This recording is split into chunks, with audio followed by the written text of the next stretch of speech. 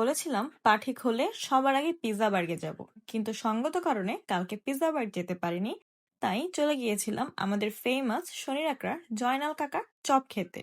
যারা শনির আকড়া বা তার আশেপাশে এলাকায় থাকে তারা জয়নাল কাকার চপ সম্পর্কে জানে। এই চপের টেস্ট বা এটার ক্রেজ সম্পর্কে আমার নতুন করে কিছু বলতে হবে না। যদিও কালকে খুব দেরি হয়ে গিয়েছিল তাই সবগুলো চপ পাইনি।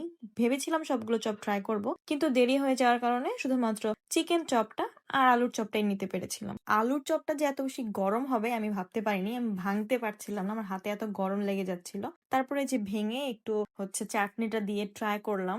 এই চপের মতন চপ আমি আমার জীবনে খাই নাই। আমি জানি না আপনাদের কি ওপিনিয়ন বা কে কি বলবে, বাট এই জয়নাল কাকার চপের চাইতে বেস্ট চপ আর কোথাও আমি কখনো ট্রাই করিনি।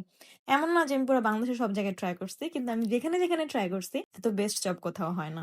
তারপরে এই যে এখন চিকেন চপটা ট্রাই করব, ভেঙে নিলাম। খুব বেশি একটা গরম ছিল না তাই ভাঙতে কষ্টই হয়নি কোনো। সুন্দর করে ভেঙে চাটনিটা দিয়ে খেয়ে ফেলেছি। ওকে, দ্যাটস অল ফর টুডে।